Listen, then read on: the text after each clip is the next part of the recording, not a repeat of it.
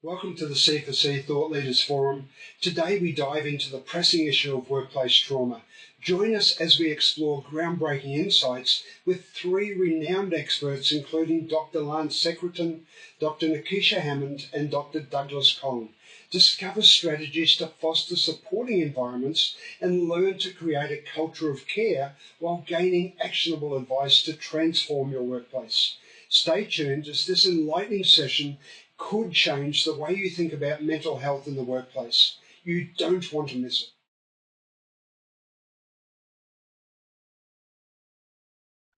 Welcome everybody to this inaugural C4C Thought Leaders Forum, and the topic today is addressing workplace trauma. Today we're honoured to bring together three brilliant minds, Dr. Lance Secretan, Dr. Nekeshia Hammond, and Dr. Douglas Kong, each renowned in their fields for their groundbreaking work and dedication to improving mental health and/or leadership within organisations. Our discussion is likely to explore the profound impact of workplace trauma, and we'll share with you strategies for fostering supportive environments and provide insights into creating a culture of care and resilience.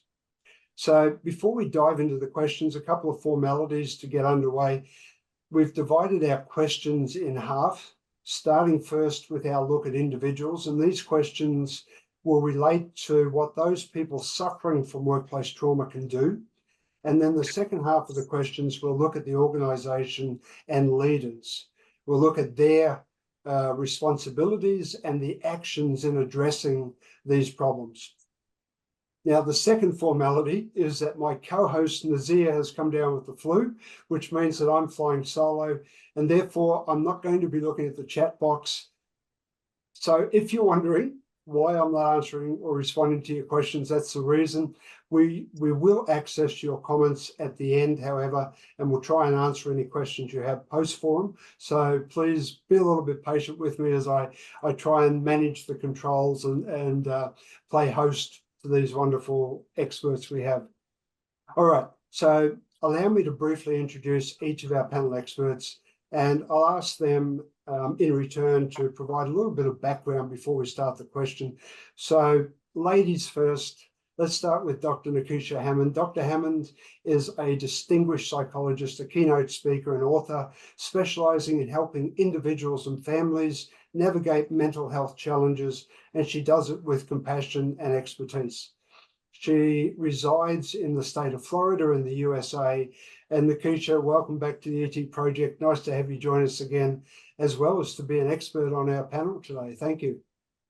Thank you so much. I'm excited to be here today. Thank you for having me. I wonder if you just provide a brief background of what it is you do, if you don't mind, please. Absolutely. So as you mentioned, I'm a psychologist, author, speaker. I spend a lot of time in the community helping organizations and corporations with burnout prevention strategies to help their team, especially after COVID-19, the world turned upside down. There's a lot of stress. People are overwhelmed and burnt out. So I help with strategizing and helping teams to thrive, be more productive, and have better mental wellness. Very nice. Thank you. All right, well, let's keep going. Dr. Lance Secretan. Dr. Secretan's a renowned leadership expert, best-selling author, and inspiring speaker, dedicated to transforming organizations through conscious leadership and principled workplace practices, let's say. And he resides, as I understand, in Ontario, Canada. So, Lance, welcome back to the ET Project. Nice to catch up again. And similar to Dr. Hammond, if you could please a little bit of background on what you're up to.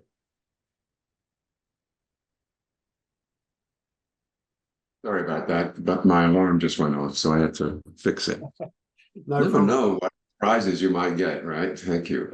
So I live in Toronto, Canada. I'm a Canadian, and I've written 24 books about leadership. But one of the things I've realized about leadership is that we have actually separated work and the rest of our lives. And so most of my work today is really about human beings and working closely with people, helping those people, as a result, have flourishing lives wherever they are, including work.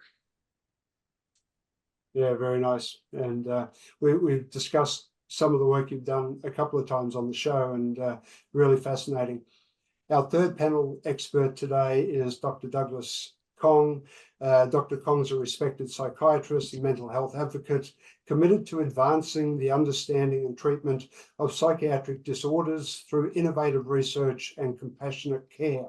So Dr. Kong is located in Singapore. Douglas, it's great to connect yet again. And as with our other panel guests, if you could also provide some background, please. Okay. With regard to this forum, in my practice as a psychotherapist in the group that I was in before I retired, we were having an EAP program that caters to corporations, mainly MNCs, American corporations like SO Mobile, things like that. And we don't just provide EAP, we provide a preventive service, teaching employees with stress management and counseling skills. So this was what we were doing. So after my retirement, I focused on helping business owners. And the same thing, I find that I work a lot with trauma. That's because throughout my career, I have worked with consultants who specialize in trauma. And I was very involved with group psychotherapy internationally. And I follow Earl Hopper of London, who wrote the book Trauma and Organizations, which is based on Bayesian concepts. So that's where I come from. And I'm a speaker and writer. My two books are here. Conquering Stress, Conquering Panic Attacks. Two more books coming. One is a modern approach to psychotherapy, which I've written. I have to add 2 more chapters to it. And another is a book on mindfulness and performance, which currently I'm very enthused about. That's it. Good. Thank you. Thank you. Well, thank you all, and truly an international panel. I'm going to direct my questions to each of you in turn, but please feel free to provide any additional comments that you would like to the question itself. Don't wait for me to prompt you. Feel free to make this an informal conversation rather than one that's very formal. But with that, let's get started into the first set of questions.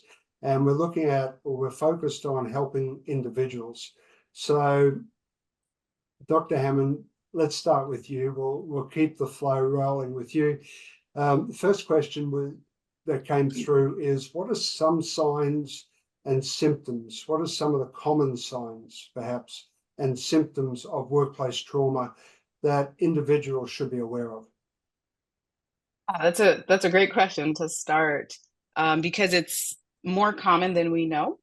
And when we hear the term trauma, I do want to take a step back and remind everyone listening that we tend to think of like the worst possible scenario when we think of trauma, like something extreme.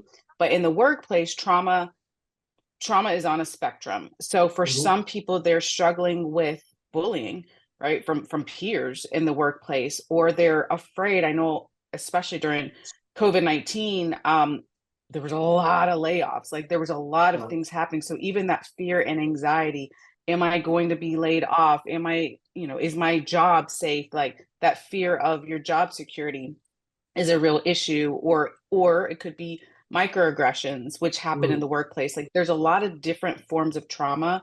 So some of the things to look out for if you're experiencing some of those things, or it could be something extreme, like someone lost their life on the job, or things like that affects the team as well.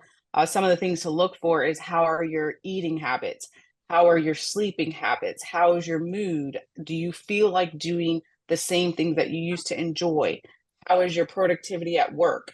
As a team, looking at, is this team being productive? Are we retaining employees? Like those are a lot of different signs, some of the signs to look for when it comes to people experiencing this workplace trauma. But again, I do want to reiterate, this is something that's more common than we know. We just haven't necessarily labeled it, but it comes in a lot of different forms.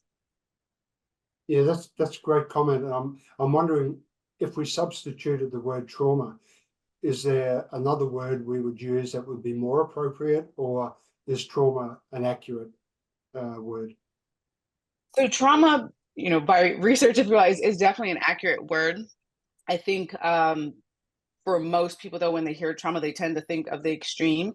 But even if we say like workplace distress, like it's a milder form of the word.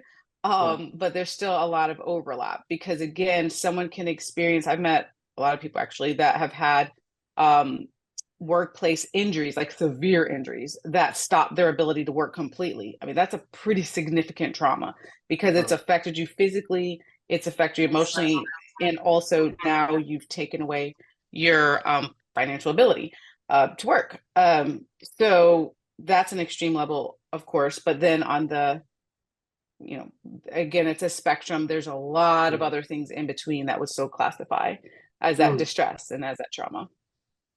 You mentioned bullying, and I want to switch across to Lance if you don't mind. Yeah, for sure. Your thoughts, Lance, on perhaps how individuals could go about setting boundaries if they find themselves in somewhat of a traumatized environment at work. Any experience that you've seen over your career where you see people that are in those situations and they've been able to put some sort of boundary around themselves? Yes, it's interesting, isn't it? I think that what we're talking about is the result that we're dealing with. But what we also need to talk about is what caused the problem in the first place. And, in the end, we shouldn't be talking about trauma at all, because trauma is the result of poor behavior on the part of leaders. So if we're not running the business in a way that's inspiring and loving and in a culture that's compassionate and caring, we're going to end up with trauma. So, we can take an aspirin, which is helping people who suffer from trauma, or we can do surgery, which is to go to the source of the problem and root it out. And so I think most of the work I've done is helping leaders understand that we're human beings and we need to treat each other in the same way we would treat each other anywhere else. And we do things at work that we would never do anywhere else. We talk about bullying, for example, that Nekeshia mentioned. We don't do that much outside. We do it in politics, of course, and we do it in some other places, but we don't do it much in the family, inside the family. So, and we are quite easily able to say, I love you outside of work, but we can't do that at work because then we get into all kinds of trouble with human resources and so on. So we've created this bifurcated world where we basically become robots and behave a certain way at work and then leave work and so on. We don't actually wake up in the morning and say, well, I'm going to tell the truth while I'm at home. And as soon as I go to work, I'm going to start lying. It's not real life for most people.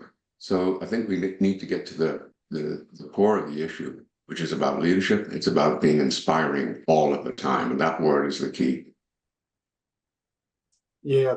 When we come to our second half of tonight, we're going to talk a lot about that. And I'm looking forward to coming back and having a deep conversation on that, because I know this is an area that you're very focused on and you spend a lot of your energy discussing with corporations on. So I look forward to coming back to that one.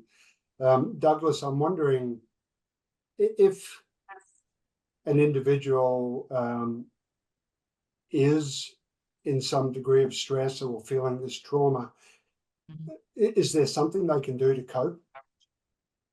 Yes, there's a lot of things we can do to cope, which is, I just want to add to what has been said. And please. that is, I come from a background where I was taught about emotional abuse very early on. And the way a person deals with workplace trauma is conditioned by his background, by what he has gone through in early life with his family. And not all families are supportive. There are families that make the person feel miserable over what he say or do and undermine his self-esteem so that they have a very negative self-image. And that is trauma. So if in the workplace, a person who is bullied will behave in such a way that attracts more bullying, and that compounds it, and it gets worse. The good thing is, I have learned that a person can learn coping skills. There are many things they can do. And I will say two things. First, before you learn stress management techniques to cope with stress, you got to strengthen yourself, strengthen resilience, to feel empowered that, yes, I can overcome it. And then when you have the skills, you can overcome it. And that's very important, because if there's a negative mindset, then the trauma is much worse. And I'm impressed by the fact that people who have very subtle trauma, as mentioned earlier, they can have trauma symptoms, not all, not amounting to a PTSD, but a few trauma symptoms that make them unable to function. And I work with business leaders, who couldn't function in some area in their business and in their relationships. And when I was able to bring them to the point where they have the aha moment and say, now I know where the trauma comes from. And to face it, overcome it, suddenly there is a breakthrough. Suddenly they can perform. So there is a lot of things that we can do for the person, learn to be resilient, learn coping skills, and learn all the techniques that are available from specialists like myself, or from the internet, from self-help books, whatever. I came into psychiatry because when I was a teenager, I coped with trauma by looking to self-help books. And that's how I started. And so I believe in that. And besides that, if he can access courses and learning material from self-help books or whatever, he can learn the kind of skills that he can to cope with whatever stress that is forthcoming. Mm-hmm. All right. Well, thank you for that. Yes. Nekeshia, coming off that, the back of that question, if you like, into the topic of self-care. So it's a nice segue. I know when we spoke last time, we spoke about self-care and different strategies. Are there specific strategies, if you're in a work environment, that an individual, an employee, can use to help them mitigate the experience they're going through? I think there are several aspects to this. One is the work environment. He's working with a lot of people. Okay. So a person who has low self-esteem and need to please people all the time, there will be no boundaries. He will accept everything and anything that people hurl at him. And the end result is he gets traumatized. So one important thing that he has to learn when he's with people is he got to set boundaries. But to set boundaries, he got to understand himself. So in some way, the person, I think all people through growing up, they have people who are supportive, who can help them to grow and build that kind of boundaries. If a person don't have that, then that person needs support. Relationships will help him build the boundaries, because the feedback from other people will then be able to enable him to say no to people. That when you say no to people, it doesn't mean that people will reject him. It means that he's demanding their respect for him. And that's terribly important. So besides that, he needs to take care of himself. I talk about resilience just now. Psychological resilience is predicated upon physical resilience. So the first thing I would tell anybody who is suffering from psychological trauma, and I've helped one boy who was severely traumatized by a lot of things, was he couldn't do anything. So what I did was, instead of seeing him in the office, I see him at his home, and I spend time walking, exercising with him. And after 6 months of that, he feel competent to face things. And at the end of 1 year, he was able to talk about all the trauma he faced and all the difficulties he was facing. And that was mind-blowing to me, at least. Mm. So physical resilience is important. And then with that, the various psychological skills come along, how to say no, how to negotiate what people want, what I am able to do, and negotiate somewhere in between. So basically, that will be that. Those self-care covers all these aspects.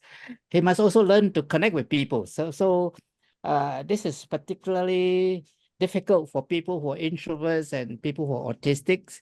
So he got to find people he can relate to. We Chinese use chopstick, and I will tell them that if you are an individual alone by yourself, it's like one single chopstick made of wood or bamboo. It's easily breakable. But if you take a bunch of chopstick, you can't break it. And that gives them the idea. Nice analogy. Very good. Yeah. Thank you. I'll add to that as well, to what Dr. Kong said, because it's really true in the workplace setting. You have to take care of yourself. Of course, there's a lot of things that causes us distress. So when I think of it, it's really twofold. There's two sides. It's either setting boundaries, and sometimes those boundaries look like taking a break as needed. So there could be things in your workplace environment that are very triggering for you, that are going to trigger your anxiety, whether it's a specific person, whether it's a particular meeting. A lot of people, I was just reading the research the other day, don't even take certain jobs because there's like public speaking involved with the position. So that might be something, I know that's caused a lot of people anxiety, but whatever it is, it's really taking a step back. If you need to like run to the restroom for a couple minutes, take some deep breaths, like literally take the breaks that you need, which can help to reduce your anxiety and calm your nervous system down.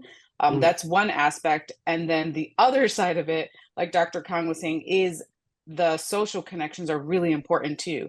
So yes, there's people that are bullying in the workplace. Yes, there's people that are toxic, but there's also people who are good and uplifting and positive individuals. So connect with those people, because there is strength in numbers.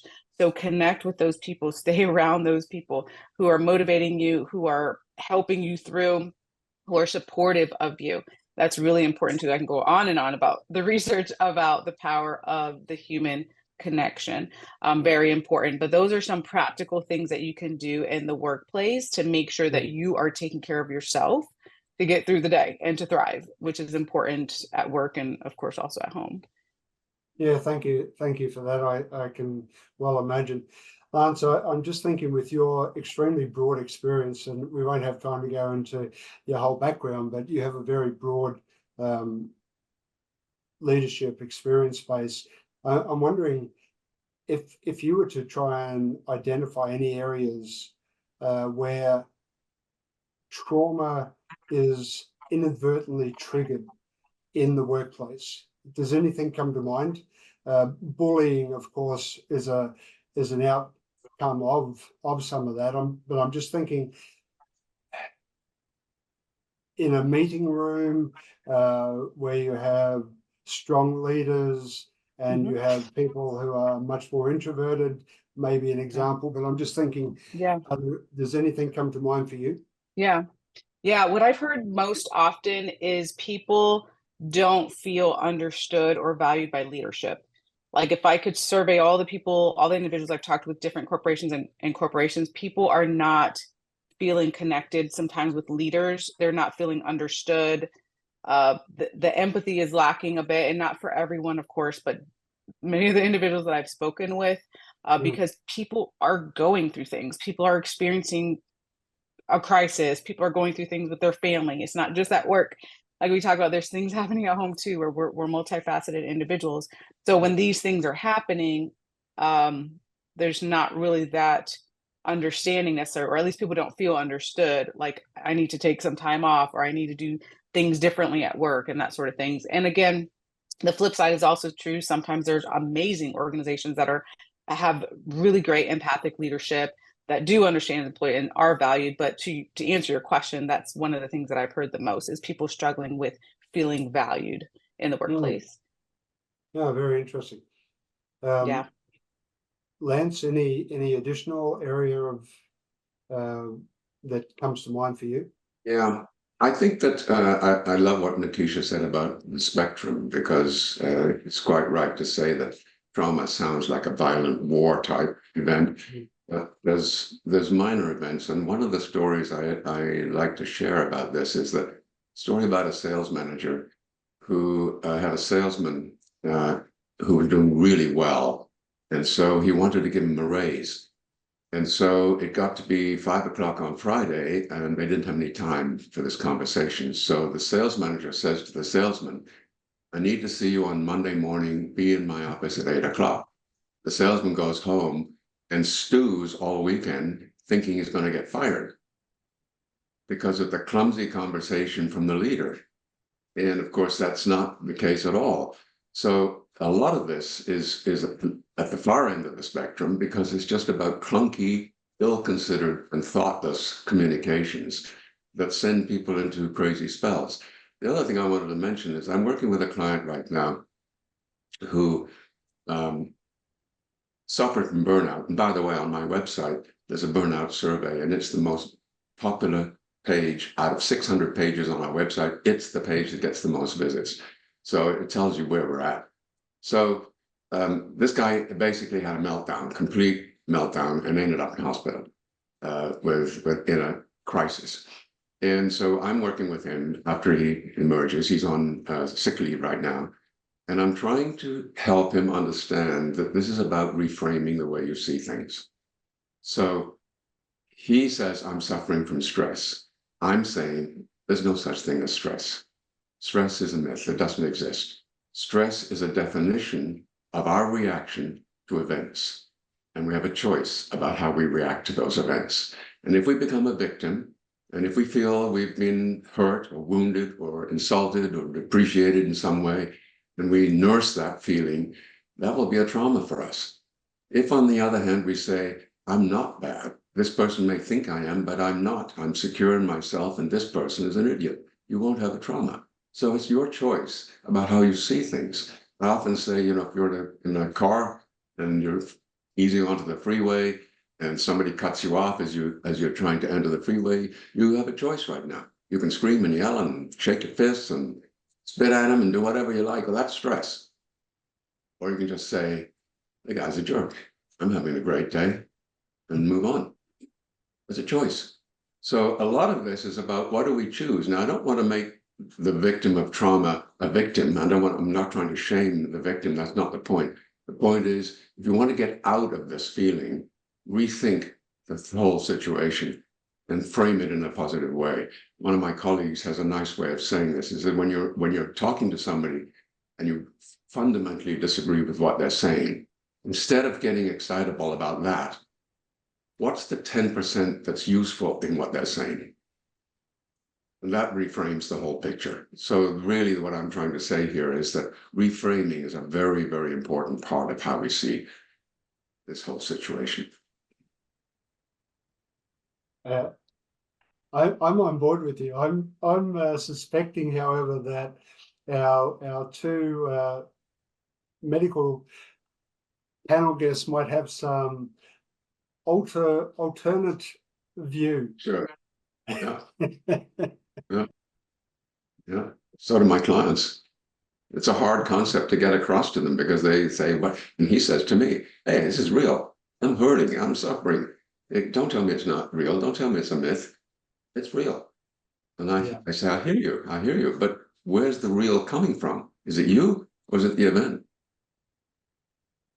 I guess my challenge in response to that is I agree with the logic of what you're saying, that we all have choice. The challenge I feel is in the moment, and if you're in a traumatic environment for a period of time, do you have that presence of mind to be able to make that clear choice? That's about emotional and spiritual maturity, and you can't go to a course and get that. So that's something that comes with time. It comes, as Dr. Kong says, about relationships. You learn that from others as well. and through the chemistry that you build with other people. Yeah, very nice. An open question to the whole panel. You're all in different countries, so there's no use pointing to just one country. But I'm wondering, for people listening, are there communities or support groups within each country that individuals can reach out to if they find themselves in this traumatic environment and they're looking for help outside of going to a clinical professional? Are there groups or community groups within your countries? In Canada, there are tons of them, and they're government run and private. And in some cases, for example, we have a large telephone company called Bell Telephone. Their whole campaign is about mental health. All their advertising is about mental health, and their whole messaging, they don't even talk about how good their service is and so on, because it's probably not any different from anybody else's. They're pouring millions of dollars into mental health and being the champions of mental health, supporting efforts and so on. So yeah, there's a lot of help going on. I still think, though, that help is a Band-Aid. This is kind of like giving people Ozempic who are obese. That isn't dealing with the problem. It's just topical. I think what we need to do is go deeper and say, what's wrong with these companies and these leaders that create this situation? And for a lot of people, I can tell you, when I'm speaking at public events and I ask this question, what proportion of the population do you think would give up their day jobs if they had a free choice? And you know what the answer is? Always. I say, is it 50%? Because I want to start the conversation. Somebody will say, no, it's 60. Somebody will say 70, 80. And it's always 80. So think about it. We spend $170 billion a year on leadership development. We got 240,000 books on Amazon about leadership. And 8 out of 10 people would say they would quit if they had a choice. That's what we've created in the corporate world. That's why we had Trump. It's a very sobering thought. Nekeshia, in the US, are there, I guess there's a lot of, similar to Canada, a lot of support groups? Yeah, and there are, NAMI, which is the National Alliance on Mental Illness, they have support groups all over the country, in person and virtual. And also within organizations, there's also support groups, not necessarily mental health, like run by a therapist or a mental health professional type of groups, but support groups that are more like affinity groups in different corporations. They have those where people can feel supported, and maybe they're in groups where people look like them or have the same interest or whatever it is. There's a lot of different types of groups, but they function as support groups as well. So not the clinical type of support groups, but they still exist. So what I found, though, is that although there's a lot of support groups out there, like they exist, the issue is oftentimes people are not aware of these resources in the community. So we are trying to do better in the mental health community of making sure people have the education of where this board actually is, because that unfortunately is the gap, but the resources do exist. And especially after COVID, the pandemic, there's a lot more online and virtually that's available as well, which is a great thing to help people that for whatever reason are unable to get out of the house or choose not to leave their home to get that support that they need. So there's a lot of support out there. Thank you for that. And Douglas, in Singapore, similar, I would imagine. Yeah, it's similar, but traditionally Asian cultures are collectivistic rather than individualistic. So there's a lot of support in families, especially in Malay culture. Within within certain groups, it is the religious leaders that have the authority. Among Chinese, it is the aunt that is very powerful. In many sense, Chinese society is matriarchal in that the female authority is not only nurturing, but holds the family together.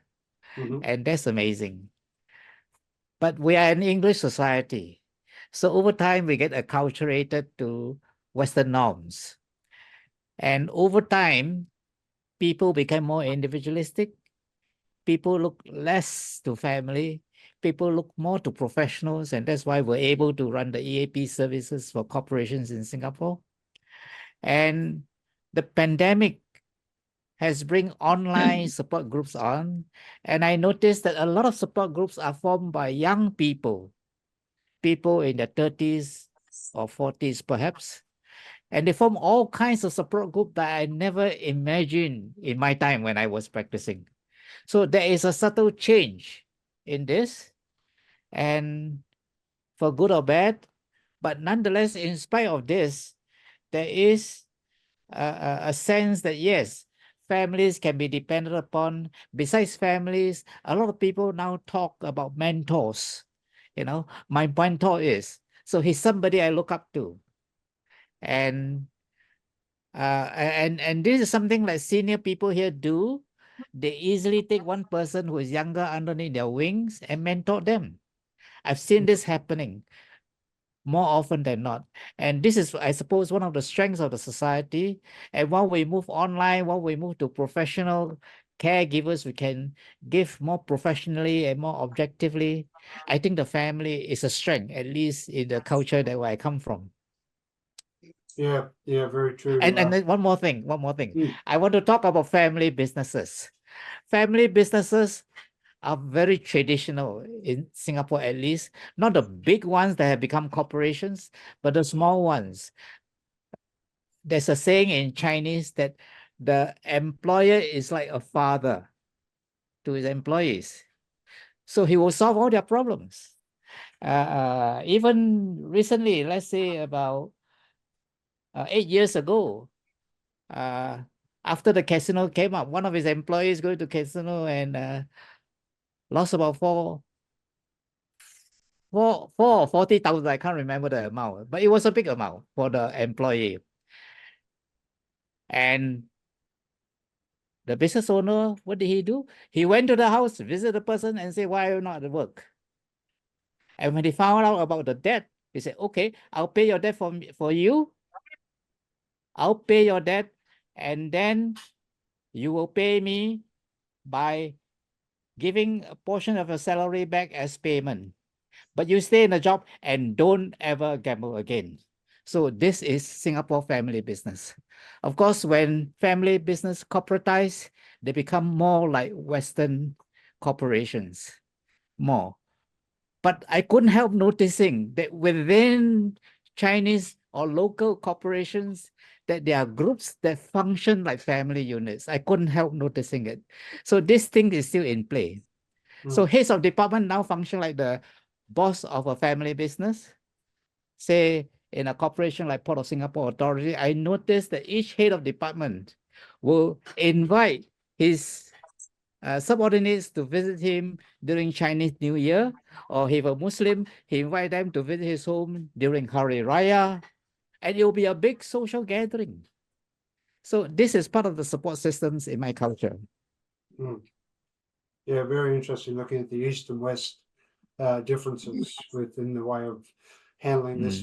We're going to pause there and take a quick break, maximum 5 minutes. During the break, I'd invite each of our guests to share a little bit about what they're doing, if they're releasing a book, or they've released a book, or they're writing a program, or they're doing something in particular. And then we'll be back to continue the second half of the questions within about 5 minutes. So you can either stay with us and listen to our guests, or you can go grab a drink and come back. But we'll recommence latest 5 minutes from now. So to the panel, thank you for the first half. Who would like to kick off and give a little bit of a overview about what you're doing at the moment and anything exciting that you think our listeners would like to hear about? Should we start? I'll go. I'll go. So something I'm super excited about right now, my next book project is called Mindset Training, Conquer Your Mind and the Rest Will Follow. So that is available actually currently on pre-order, mindsettrainingbook.com. And I wrote this book because it's interesting being in the field. It's my 15th year now as a mental health professional, and I've seen a lot. I've traveled a lot. I've talked to a lot of people in different communities, and to me, what it all boils down to at the end of the day is your mindset. So when you make a lifetime commitment to work on mindset growth, when you make a lifetime commitment to being better for yourself and for the people around you, it's so life-changing. So I put a lot of practical tools in there of how do we have holistic self-care? How do you grow physically, emotionally, spiritually, mentally? That's what the book's about. But that's what I'm working on at the moment. Super excited. It comes out officially September 10th, but again, it's on pre-order at mindsettrainingbook.com. Very nice. In any date in September? September 10th. September 10th. Okay. Yes. Perfect. I have pre-ordered it, so hopefully it comes. Thank you. Yeah, it'll be there. It'll be there. Very good. Very good. And Lance, I know your book sort of has, I won't say the same storyline, but you have that leadership connotation, but through an inspirational approach. I wonder if you'd like to add to that, if you don't mind. Well, core idea in the work that I do, spent most of I used to run a Fortune 100 companies. I was a CEO of a large public company, but also I've worked with most of my clients are very similar. So Microsoft, Starbucks, Kaiser Permanente, Humana, EP, and so on, and very successful. Not because of me, I don't mean to say that, but the companies want to grow, they want to get better, so they call people like me to help them to improve. But one of the things, and it's worked, but one of the things I've noticed in all that is that the employees didn't do so well. The senior leaders did really well, and the companies did well. But on the shop floor, as it were, that hasn't been the case. And the subject we're talking about is very present amongst those people. It's present everywhere, but it's very present with those people too. So one of the things we've done that I'm very interested about, this book is really everything I've learned from the corporate world refashioned for the individual. But I want to just mention this. There is an app which I invite you to download. It's called Spirit at Work, Spirit with a little round A, at work. It's a book I wrote in 2002. It consists of 72 cards and a chapter for each of the cards. And each of the 77 cards is a value of some sort. And it's the values of the work that we typically use. So if you shake the phone, it shuffles a card and you pick a card and then you can read the quote and so on. Now, what I was going to say is that I am running events where we pull a leadership team together and all we do online is shake the phone and choose a card. Now, I can tell you this, if you pick a card that says intimacy, for example, and now you have a 1-hour conversation with a group of people about what that means for them. And how that's present in their lives and so on. It's amazing what happens. Now realize I could say, Nekeshia, let's have a conversation about intimacy. And you'd probably say, what? That's kind of a strange question. Out of the cold, if I knew you better, that'd be different. But when you don't know someone, it's a strange thing to say. But if I shake the phone and the card is intimacy, I can go deep right away. And I don't have to explain. And nobody's pointing fingers about the subject or the topic. And what I noticed about all this is one of my clients said, this is better than our EAP, and we're switching funds from the EAP to this because it's worked better than the EAP has. The whole idea, as Dr. Cohn was saying, is the relationships that people just don't have most of the time at work. When you spend an hour a week for 13 weeks talking about some of the things that really mean something in life, you learn a lot about each other. You learn about our dreams, the tragedies, their hopes, their aspirations, what they're good at, what they're not good at, what they don't like, who they don't like, and so on. By the time you finish doing this for 13 weeks, you know these people pretty well, and now you're connected. And that is a long, positive journey against trauma. Yeah, very nice. What's the name of the app again? Spirit at Work. Spirit at Work, yeah. You can take it two ways, which is spirit working, or the workplace, there is spirit. Either way, you can interpret it. Very nice. Yeah. I did download it at one stage, and I think we were talking and I was about to join a course you were doing at the time, but I never got to it. So I may have to revisit that. Yeah. Thank you. And Douglas. Yeah, my life has been, my professional life has been dealing with patients and psychotherapy. I've been involved in the psychotherapy movement worldwide. So my initial publication of my book, Psychotherapy Modern Approaches, was very well received by my colleagues, especially in Asia, Japan, and here in Singapore. I felt that two chapters were missing. One, treating patients of different cultures.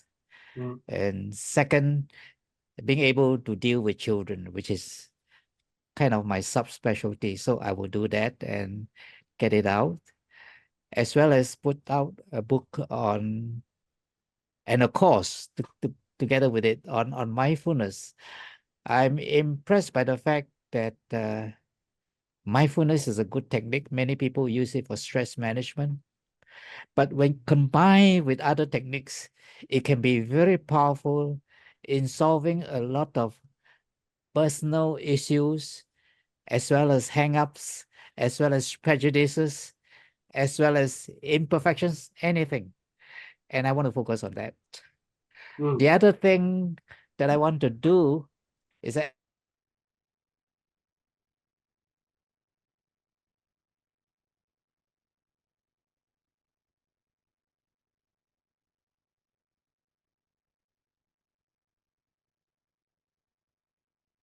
which look at how we can use stem cells to not only improve our health, but have looked at stem cells of how stem cells can improve our mental health.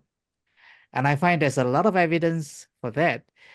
In fact, stem cell treatment has been pioneered in epilepsy, anxiety, and things like that. So obviously there's something here. So instead of the long years of working through in classical psychoanalysis, we now know that the positive and the negative pathways are two different pathways, and you can focus on the positive and leave the negative there to let it die. So stem cell is a way forward, because we know that when we do psychotherapy, it stimulates stem cell activity in the brain, which then repair the brain and remodel, that's the key word, our memories. And stem cell can help us do that. And I'm very excited about it. I want to promote it together with my other colleagues. My other colleagues in Singapore have been working with the government agency to develop stem cell strategies to treat anything from diabetes to strokes and Parkinson's and things like that. So it's a very exciting phase to be still alive.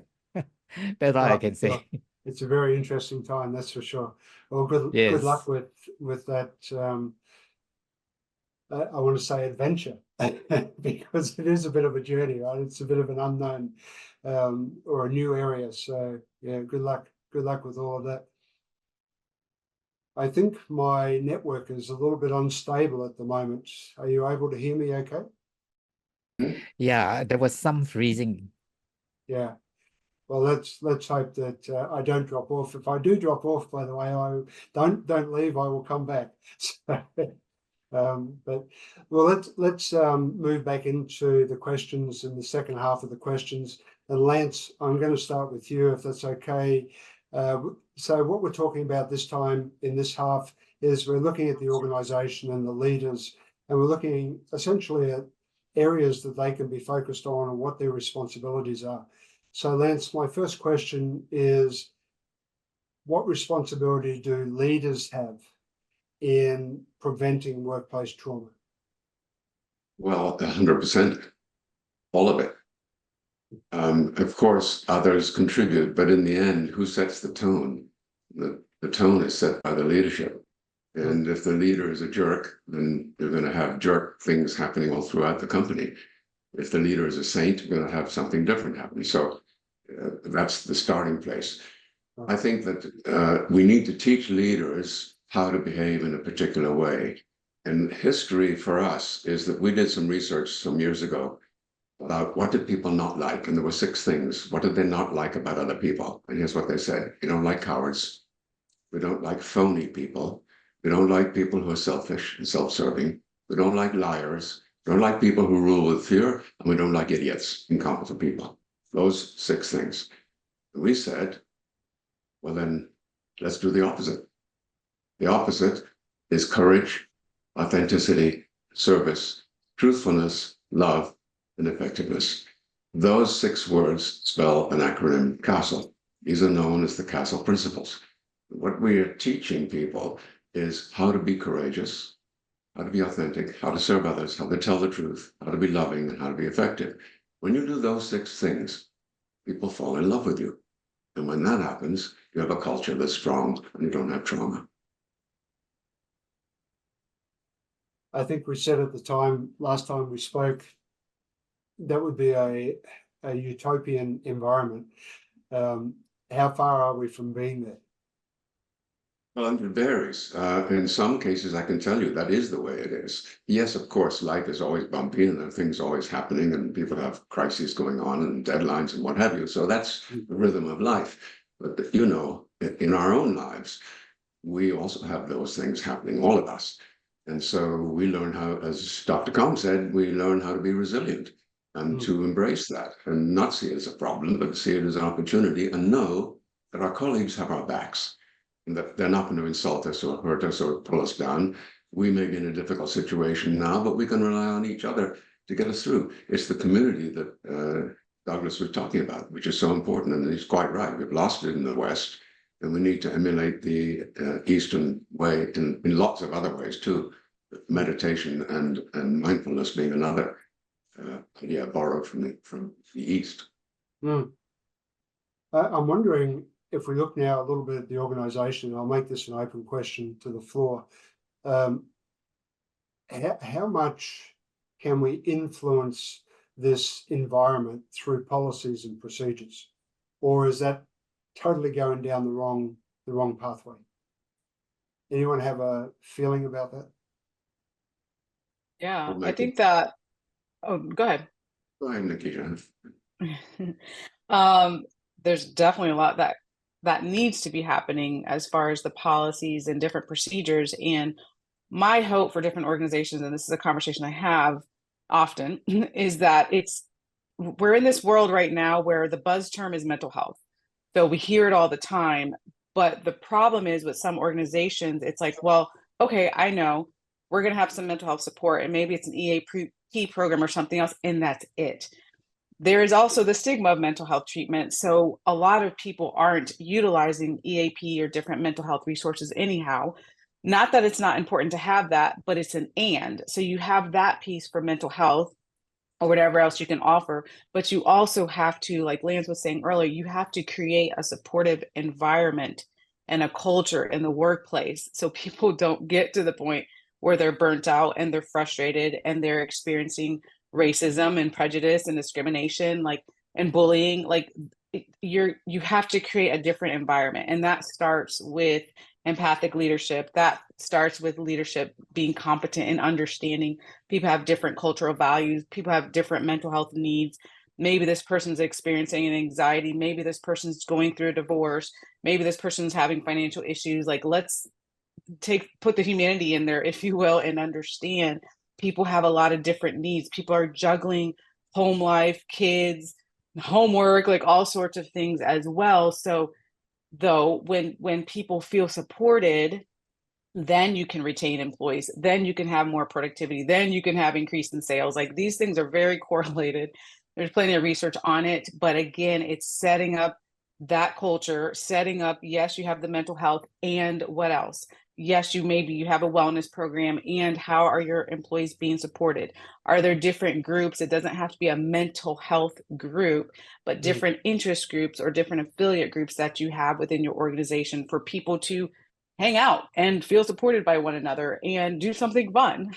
That's important too, or have a family event or whatever it is.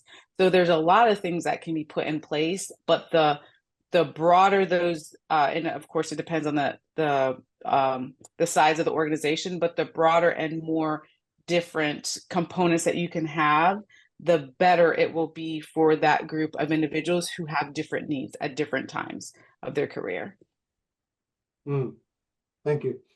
Lance, you were going to say something as well? It's over. Okay, no problem.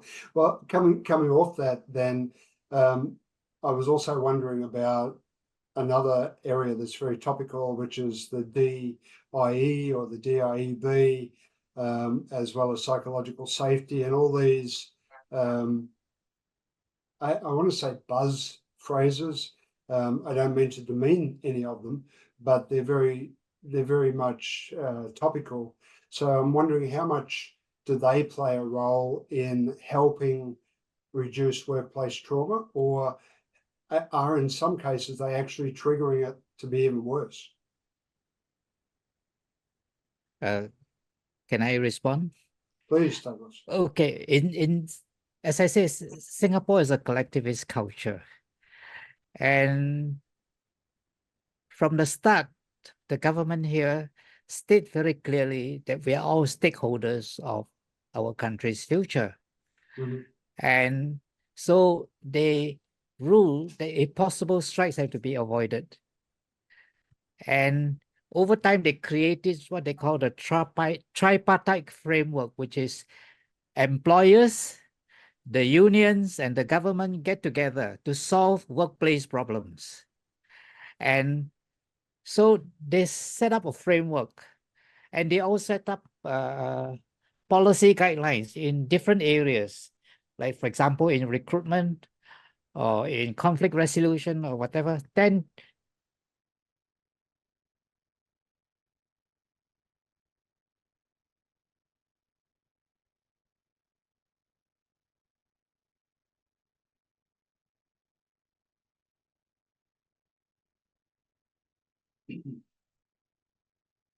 this framework, there is still a lot of room for the individual employer to make a difference. He can stick by the guidelines and lay down all the policies and follow the policy to the letter of the law, but he could be reducing a work culture in his business that don't encourage trust, that don't encourage people to feel safe. Judith Glaser talks about conversational intelligence. To me, conversational intelligence is very much like appreciative inquiry, or the kind of coaching conversations that we used to have with our clients, or the kind of coaching skills that we're teaching people.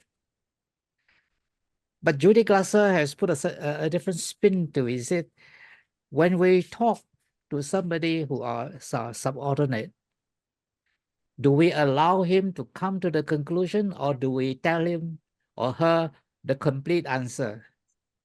The employee will never learn. But if we support the employee's learning by allowing him to express himself, ask questions so that he can think, so that he can explore, and he can then grow into it, and he can be supported in that growth and be challenged to grow, then that employee will be loyal to him, and that employee will trust him.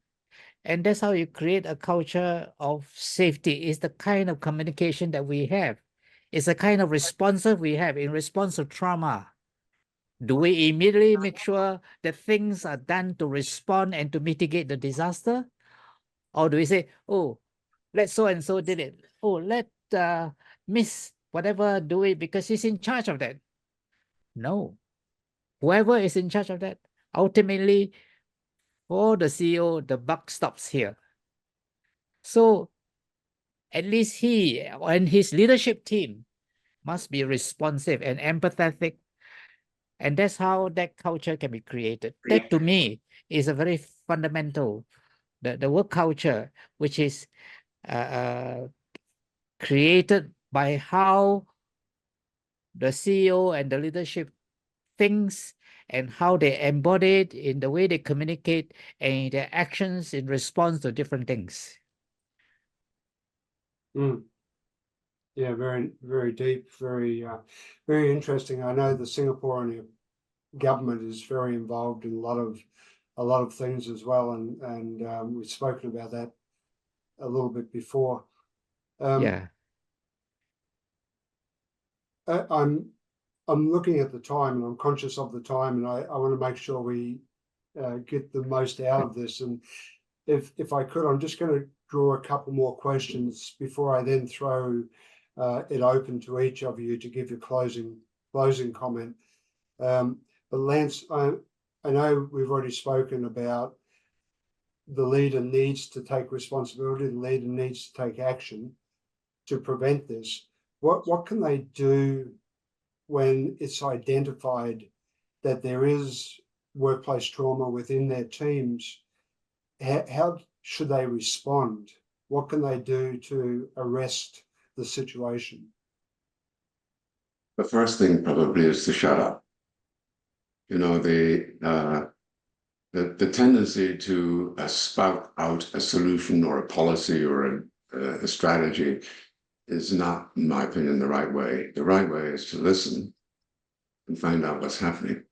And the more we listen, the more we will empathize with what's going on. And the more we put the solution to whatever's happening in the hands of the people who are experiencing the problem, the more successful it will be. So leaders have the misunderstanding that they have to solve every problem, but they don't. And actually, they can solve problems best by not getting involved, but by making sure they create an environment that everyone else is empowered to make the suggestions and solutions they need. That we do way too much. And by the way, think about this. Where do we teach people this stuff? Most leaders end up by accident or luck in the positions they're in. They don't go to school to learn empathetic leadership. Nobody teaches that.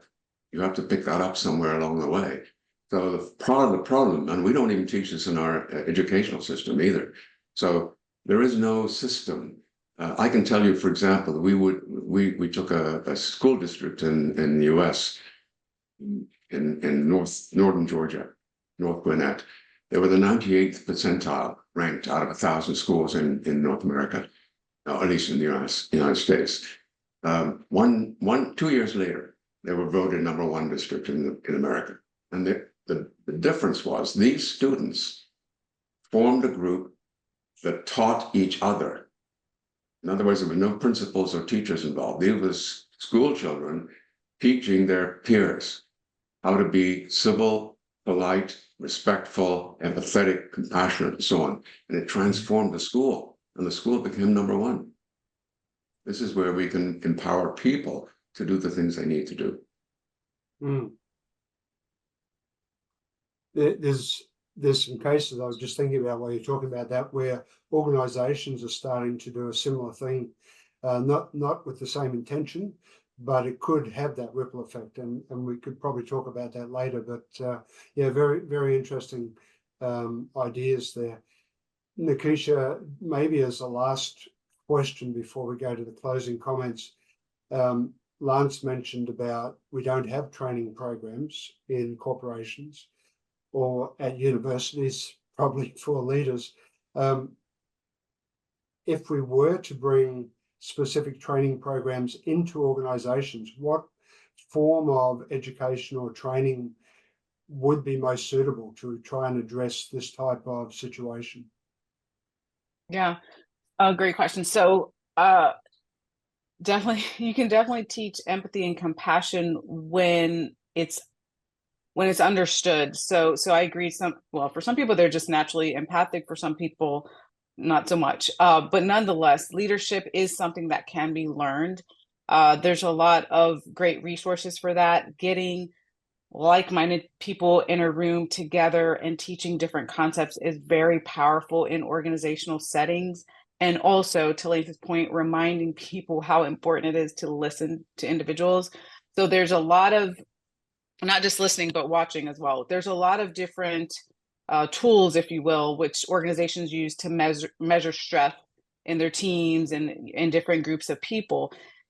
But that's also what's called a self-report. So depending on your team, some people are not going to be honest on the forum, and some people are going to tell you more that more than you wanted to know about what's going on in the organization. It just depends. But the other thing to teach leaders is to understand you have to really be aware and attuned. You don't have to be a mental health professional, but you do have to be on the lookout and understand what's going on with people. So when people are not showing up for work, when you notice their work is not where it used to be as far as their productivity or as far as the quality of their work, when you notice they are off, if you will, just they're looking sad, they're looking anxious, when we teach leaders to be more aware of what is going on in the work environment, that not only helps with leadership, but it also helps with this individual who is a person and who has other things happening in their life. So definitely leaders have a responsibility, but also the organization has a responsibility to the leaders as well, to help them manage, to help them understand individuals how to be better leaders, and how for them, especially for leaders, to have the self-care that they need as well.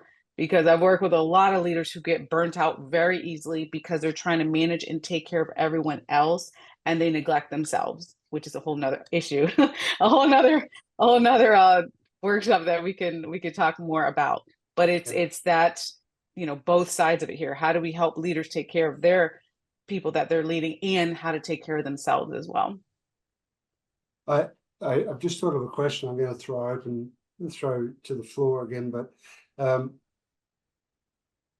I can imagine many leaders don't want to be put into the position where they have to take this responsibility. How would you react to that if you came across one of those leaders? I have come across a Korean gentleman who came to Singapore. He was suddenly promoted to be the CEO. And we went through coaching session for a year. But it can be taught. I have worked with groups with business leaders, and I'm impressed by the fact that group work is one of the best ways of learning, because a lot of the times you learn vicariously through other people's problems rather than your own problems. And I've seen leaders picked up skills. And lately, I discovered a training organization in Singapore was teaching leaders in business and whatever organization how to read the room. The Read the Room is a book by two family therapists who turn systemic theories and teach leaders how they can size up and be able to understand the non-verbal behavior of the people they are dealing with in the meeting. And that is a very important skill to have, to be able to come in, sit at the table while you chair the meeting, and be able to read what is actually happening below the surface by paying attention to certain cues and behaviors. And these are the kind of skills that can be taught. And they're best taught in groups where they can see for themselves how these are applied. And certainly leaders are often thrown into the hot seat, not by choice, but by circumstance.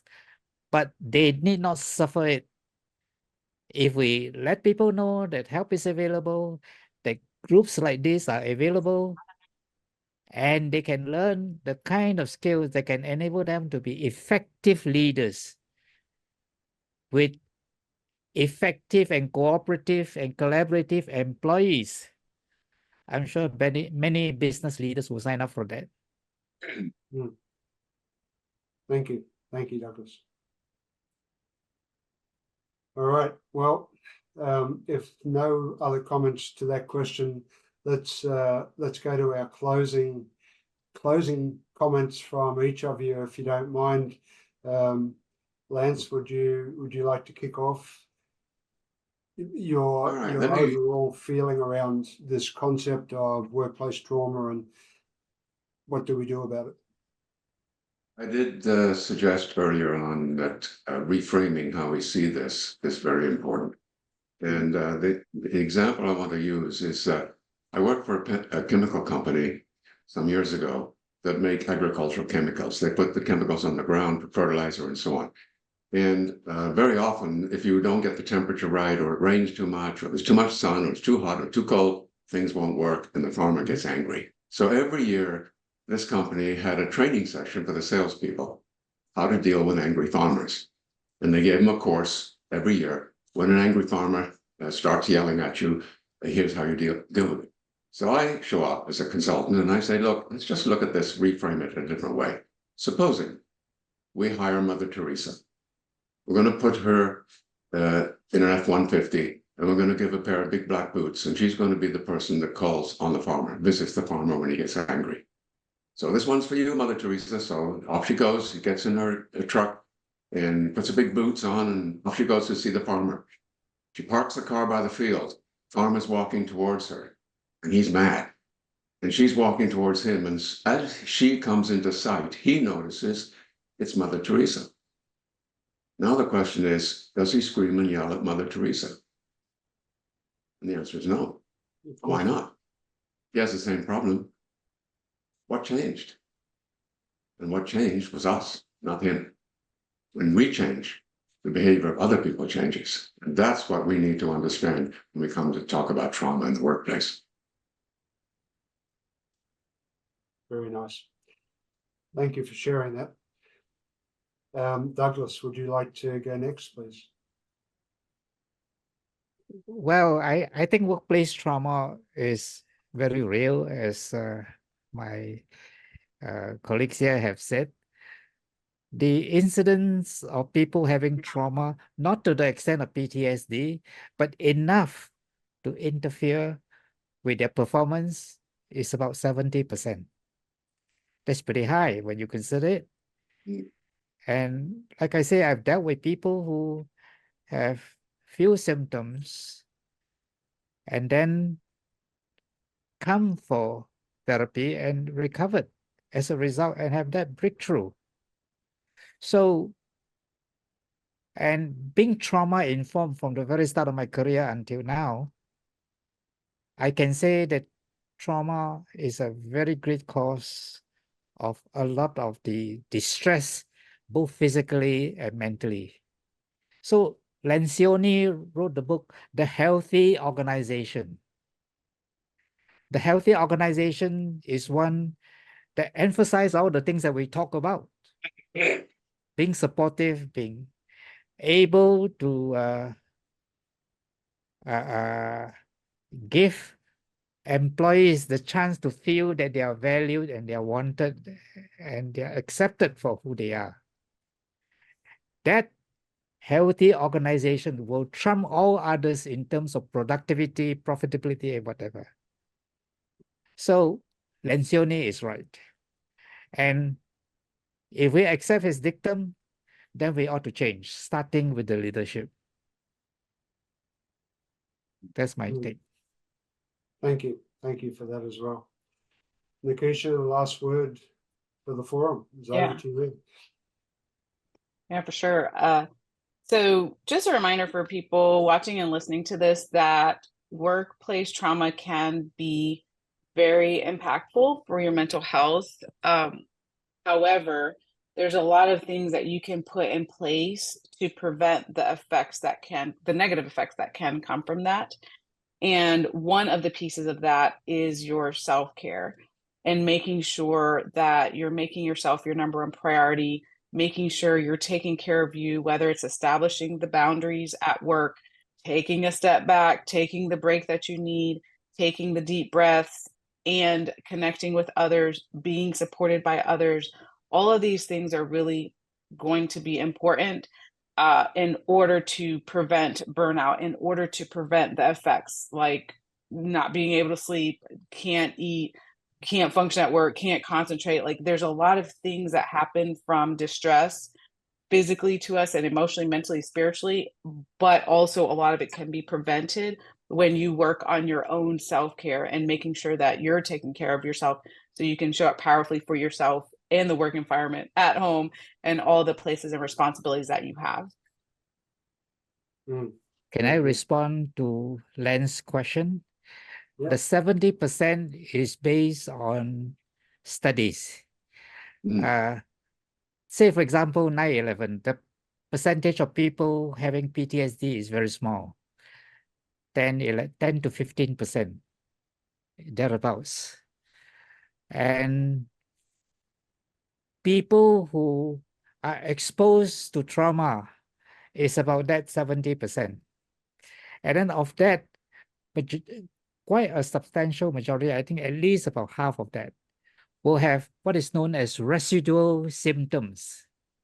So the entrepreneur who have negative thoughts, if you trace the roots of his negative thoughts, which I do, you'll find that there is some incident where he was traumatized, or fears of being a public speaker. Perhaps he went to speak in public and he got a panic attack, or he was being ridiculed or whatever. So if we define in terms of not PTSD, but in terms of trauma symptoms relatable to event, it's about there.